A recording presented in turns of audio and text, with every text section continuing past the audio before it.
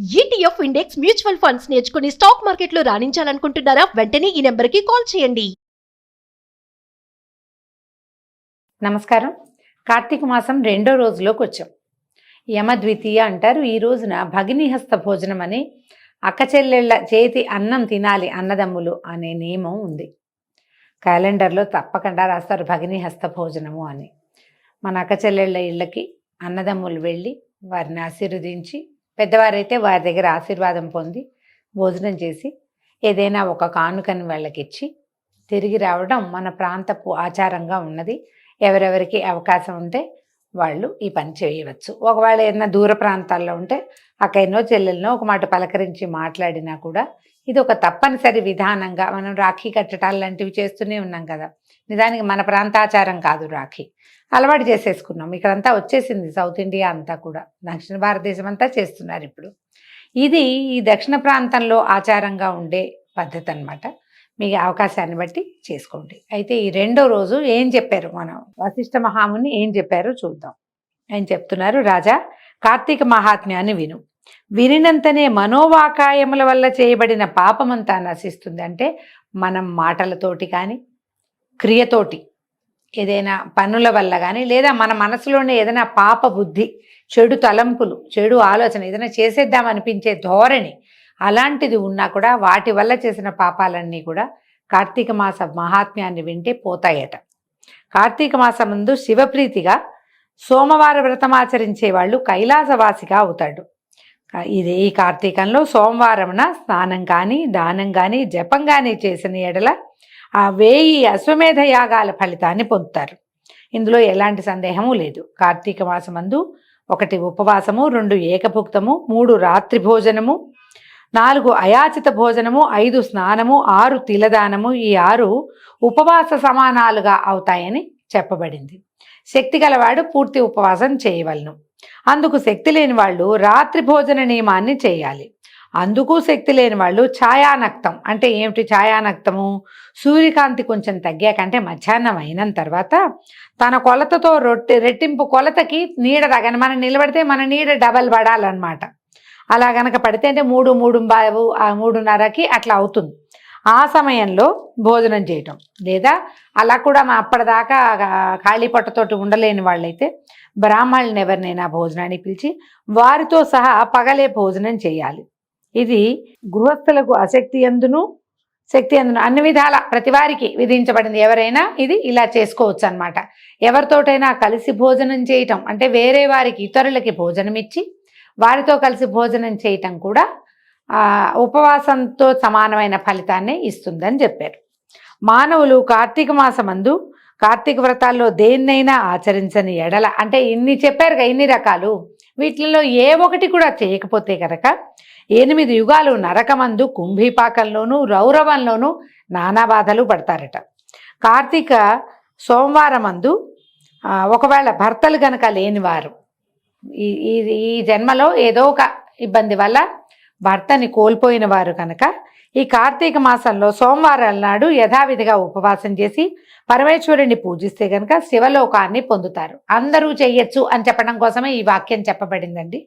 స్త్రీలు కానీ పురుషులు కానీ ఎవరు కార్తీక సోమవారం అందు నక్షత్రాలు చూసి రాత్రి భోజనం చేస్తారో వాళ్ళ యొక్క పాతకాలు అగ్ని యందు వేయబడిన దూది వలె నశించిపోతాయి. అగ్నిలో దూది వేస్తుందని క్షణంలో మాయమైపోతుంది. అలాగా పగలు ఉపవాసం ఉండి రాత్రి భోజనం చేయాలన్నమాట. అలా చేస్తే పాపం నశిస్తుంది. కార్తీక సోమవారం మందు శివలింగమునకు అభిషేకము, పూజ చేసి రాత్రిపూట భుజించేవాడు శివుడికి పరమ ప్రీతికారకుడు అవుతాడట. ఈ విషయాన్ని గురించి తెలిపేటువంటి ఒక కథ ఉంది, చెప్తున్నారు. ఏమట? ఇది వినేవారికి చెప్పేవారికి కూడా పాపనాశనం అవుతుందట. పూర్వము కాశ్మీర దేశంలో ఒకానొక పురోహితుని కూతురు స్వాతంత్ర నిష్ఠురి అనే పేరు కలిగినటువంటి ఒక చక్కటి అందమైన అమ్మాయి ఉండేదట. ఆమె చక్కని రూపంతో అతి యవ్వనంతో కూడి ఉండి తలకాయ దూకుని అందంగా అలంకారం చేసుకుని అందరితోటి మాట్లాడుతూ జారత్వాన్ని అవలంబించి ఉండేది. ఆమెకి దుష్ప్రవర్తనం ఉంది, ధర్మయుతంగా ప్రవర్తించేది కాదు. ఆమె దుర్గుణాలు చూసి ఆమె తల్లిదండ్రులు, అత్తమామలు కూడా ఆమెను వదిలిపెట్టేశారట. అయితే ఆమె భర్త పేరేమిటి? సౌరాష్ట్ర దేశీయుడైన మిత్రశర్మ భర్తట.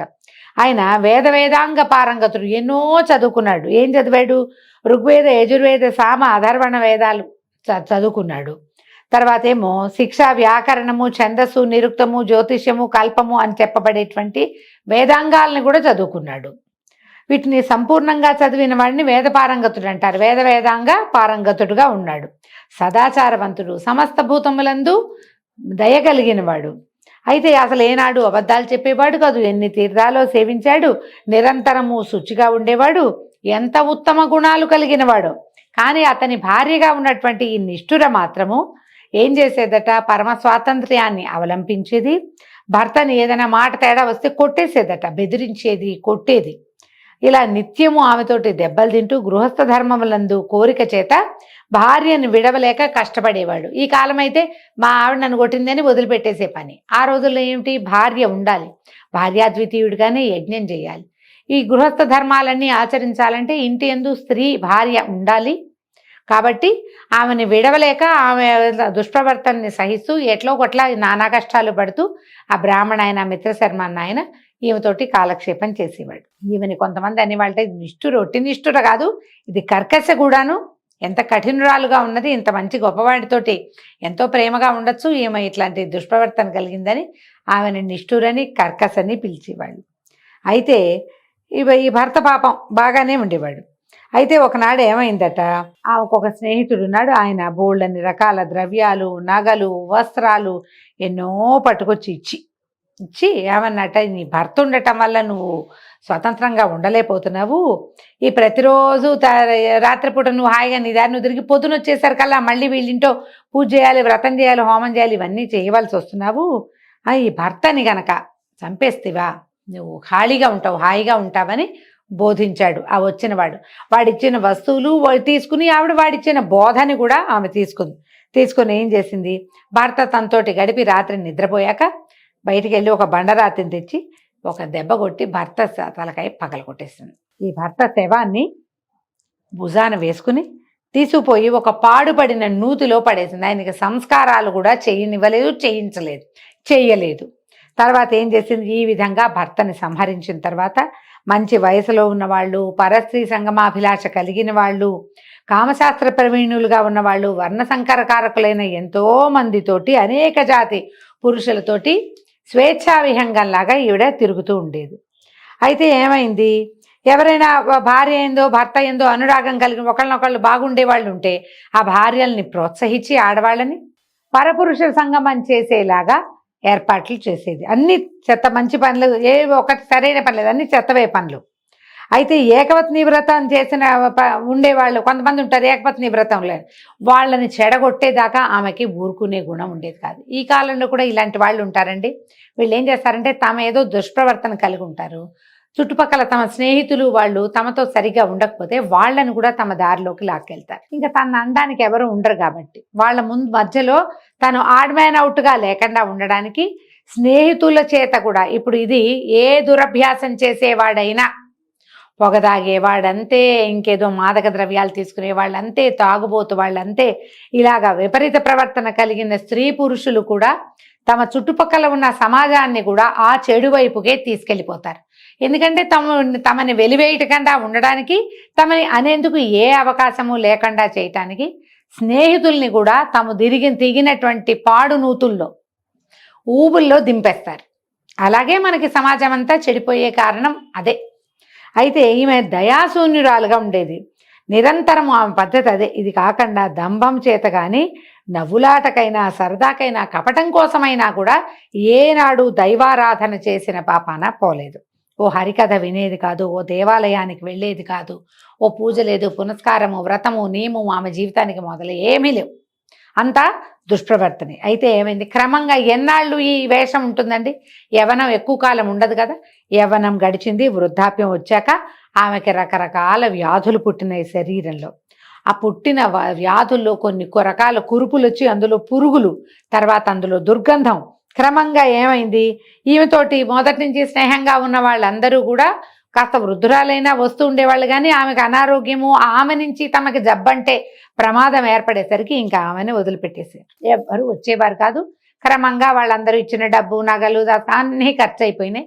ఈ వ్యాధులతో తీసుకుని ఆ వ్రణాలతోటే ఆమె మరణించిందట. తర్వాత భయంకరులైన యమదూతలు వచ్చి ఈ కర్కశని పాశాలతో కట్టి యముడి వద్దకు తీసుకుపోయి ఆ యముడికి అప్పచెప్పాడు. ఆ యముడు ఈవెన్ చూసేసరికల్లా కళ్ళెర్ర చేసేట కోపంతో దీనికి భయంకరమైన ముళ్ళతో కూడినటువంటి ఇనుముతో తయారు చేయబడిన స్తంభాన్ని కాల్చి అది మండుతూ ఉండగా ఈమెతోటి ఆలింగనం చేయించండి, ఈవెన్ దాని మీదకు దొయ్యాలి, అది ఆమె కావలించుకోవాల్సిందే ఆ స్తంభాన్ని, అలాంటి శిక్ష విధించాడట. తర్వాత యముడి ఆజ్ఞ మీద యమభటులు ఆ కర్కశని చేసిన పాపాలు, నువ్వు ఈ పని చేసావు ఆ పని చేసావు అని చెప్పి ఈ కాలుతున్న స్తంభాన్ని నువ్వు కావలించుకోవాల్సిందే, ఆలింగనం చేసుకోవాలి, అంటే నువ్వు హగ్ చేసుకోవాలి, ఇక వేరే దారి లేదు అని చెప్పి ఇంకా ఆమె కొట్టి చిత కొట్టేవాళ్ళు. ఆమె యువతలకు వచ్చేసింది, కాలిపోతోంది, యాతనా శరీరం యువతలకు వస్తుంది. రాగానే యమభటులు ఆమెను గదలతోటి ఆ ఇనప స్తంభం మీదకి తోసేసేవాళ్ళు. తర్వాత ఏం చేశారు, అక్కడి నుంచి తీసుకుపోయి కుంభీపాక నరకంలో పడేశారు, మరుగుతున్న నూనెల్లో పడేశారు. ఆమెను ఎన్ని విధాలో బాధ పెట్టారు. 2 పాదాలు పట్టుకుని రాతి మీద కొట్టేవాళ్ళు ఆమెని. సీసాన్ని కాచి, సీసా అంటే అది అట్లా ఒక రకమైన లోహం, దాన్ని సీసం కాచి 2 చెవుల్లోనూ పోస్తారట. ఎన్ని రకాల శిక్షలు విధించారో. చివరికి ఏం చేశారు, యముడి ఆజ్ఞ మీద, చిత్రగుప్తుని అనుజ్ఞ మీద యమకింకర్లు ఆమెని అనేక రకాలైనటువంటి నరక బాధలకి గురి చేశారు. ఇట్లా ఈ అమ్మాయి కర్కశ అదొక్కతే కాదట, తన పితృపితామహులతోనూ తన బాంధవులతోనూ తనకి పూర్వము 10 మంది పరము 10 మంది మొత్తం 20 తరాలతోటి, తనతో కూడా 21 తరాల వారితోటి ఘోరాలైన ఈ నరకంలో మహాబాధలు పొందాక భూమి మీద పుట్టింది. ఇప్పుడు చూడండి, ఈ పాపం చేసిన వాళ్ళకి వాడి యొక్క యాతనా శరీరానికే బాధ కాదు, ఇట్లాంటి దౌర్భాగ్యమైన పనులు చేసిన వాళ్ళ ముందు తరాల వాళ్ళు కూడా ఈ శిక్షలు పొందాలి. వీళ్ళ తర్వాత వాళ్ళ వంశంలో పుట్టిన వాళ్ళు కూడా అదే శిక్షను పొందవలసి వస్తారు. అందుకని తప్పులు చేయకూడదని చెప్తారు. తర్వాత ఏమైంది, భూమి మీద పుట్టింది. ఈ పుట్టిన తర్వాత ఇది ఎట్లా పుట్టిందట, 15 సార్లు కుక్కగా జన్మించింది. అందులో 15వ జన్మల్లో ఏమైందట, కళింగ దేశంలోని ఒక బ్రాహ్మణుని వాకిట్లో కుక్కగా పుట్టి ఇంటింటికి తిరుగుతూ ఉండేదట. ఓ జనక రాజర్షి విను. ఇలా ఉండగా ఒకనాడు ఆ బ్రాహ్మణుడు కార్తీక మాసమందు సోమవారం పగలంతా ఉపవాసం చేసి ఇంట్లో శివలింగాభిషేకము పూజాదులు చేసి నక్షత్ర మండలాన్ని చూసి ఇంటికి వెళ్ళి దేవనివేదన చేసి బలిదానం కోసము బయటికి వచ్చి భూమి మీద బలిని ఉంచాడు. బలిదానం అంటే ఏం చేసేవాళ్ళు, ఇంట్లో వండిన వంటలో కొంత భాగాన్ని తీసుకెళ్ళి దారిలో ఉంచటం అనేది ఒక విధానం ఉండేది. పశుపక్షాదుల కోసమే ఉంచేవాళ్ళు. తీసుకెళ్ళి ఈయన ఏం చేశాడు, దారిలోకి వెళ్ళి రోడ్డు మీదకి వెళ్ళి ఒక బలి అన్నాన్ని అక్కడ వదిలిపెట్టాడు. వదిలిపెట్టి ఏం చేశాడు, పెంచాక కాళ్ళు కడుక్కుని ఆచమనం చేసి ఇంట్లోకి వెళ్తున్నాడు. వెళ్తుంటే ఈ కుక్క ఉంది కదా, ఈ కర్కశ 15 సార్లు పుట్టింది. ఈ 15వసారి పుట్టినప్పుడు ఈ చుట్టుపక్కలే ఉంది. అది ఏం చేసిందట, పగలంతా ఆహారం లేదు దానికి. సోమవారం నాడు డే అంతా పగటిపూట అంతా కూడా ఉపవాసం ఉంది. కృషించిపోయి ఉందిట, బక్కచిక్కిపోయింది. కార్తీక సోమవారం నాటి సాయంకాలమున ప్రదోష సమయంలో ఆ బలి అన్నాన్ని భుజించిందట. ఎప్పుడైతే ఈ బలి భోజనం తినేసరికి ఈ కుక్కకి పూర్వజన్మ స్మృతి కలిగింది. ఇది దైవ నివేదన చేయబడినటువంటి అన్నం. పైగా ఆ రోజంతా ఉపవాసం ఉంది. ఉపవాసం ఉండి రాత్రిపూట ఇల్లు వాకిళ్ళు తిరుగుతూ ఆకాశాన్ని చూసే ఉంటుంది. నక్షత్ర దర్శనం అయిన తర్వాత భోజనం చేసింది కుక్క. దానికి పూర్వజన్మ స్మృతి కలిగింది.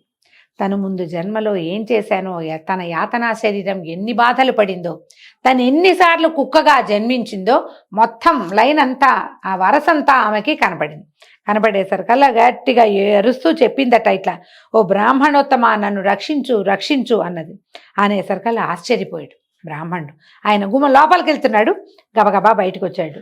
ఈ తర్వాత అడిగాడు, ఓ శునకమా, మా ఇంట్లో ఏం చేసావు, నువ్వెందుకు రక్షించమని అడుగుతున్నావంటే ఆ కుక్క ఇట్లా చెప్పిందట, ఓ బ్రాహ్మణోత్తమ విను, నేను పూర్వజన్మలో ఒక బ్రాహ్మణ స్త్రీని, అనేక పాపాలు చేశాను, కులటని వర్ణసంకరం చేశాను, అన్య పురుషులతోటి గడిపి నా భర్తని స్వయంగా సంహరించాను, అనేక పాపాలు చేయటం వల్ల చచ్చి యమలోకానికి వెళ్ళి ఎన్నో బాధలు పడి ఇప్పటికి 15 సార్లు కుక్కగా జన్మించాను.